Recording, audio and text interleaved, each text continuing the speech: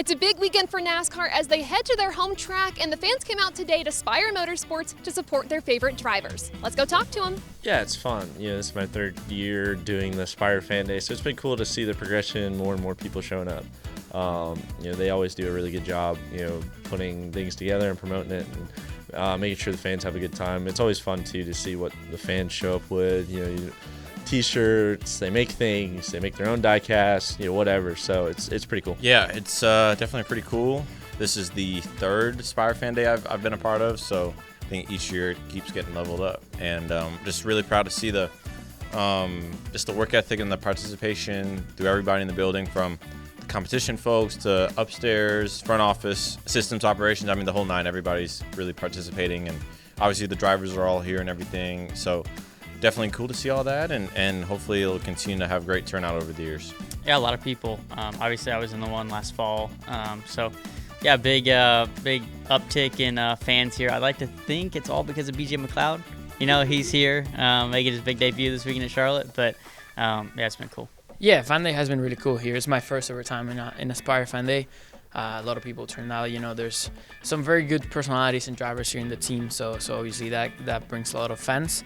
And yeah, it was a cool day. Spire Kart. First off, how did this go, and who was your go-to Mario Kart character?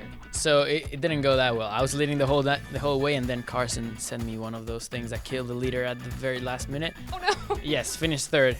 No bueno, but he's fine. It was fun. I don't even know who I picked. I don't know his name. Toth, yes, that one. I'm not a big Mario Kart guy. I ran P2. I lost to the sim racer, which they actually got practice. I went in with no practice, so to finish second with no practice, no testing, I'm super proud of that.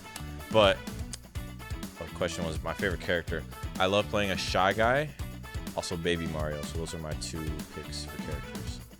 A hometown race for all of NASCAR. What does it mean to be racing at Charlotte, and what are your expectations going into the race? Yeah, it's great to race at Charlotte annually. I think it's, like you said, having family in town, and it's cool because all my parents, my sister, everybody comes to my house, and it's nice to kind of hang out with everybody. And I think in terms of this weekend, my confidence is pretty high. I think last year we were good enough to finish in the top 5, and things didn't work out for us on the late race restart. But 2023, we ran really well. In my ARCA race here, I led laps and everything. So don't feel why it shouldn't be any different this weekend, or I guess tomorrow. But you can count on 71 being up front tomorrow for sure. For the 600, of course, coming up, one of the longest races of the year, the longest race of the year, what does that mean to you as a driver? Yeah, it's ultimately fun to race more and have a long race, and continuously work on your car and try, and if something happens, you got plenty more miles to figure it out. So yeah, I'm excited for it. It's always a crown jewel race, and it's a lot of fun.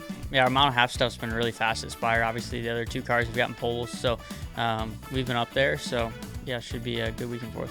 I mean, 1 and 2 is pretty smooth, and 3 and 4 is pretty rough. So it's just the grading and everything is a bit different. And then yeah, obviously a long race, so you gotta kind of keep up with the car all race and adjust on it. But yeah, it's a cool weekend, one of the best weekends we have. You can catch the Spire Motorsports drivers making laps around Charlotte Motor Speedway this weekend.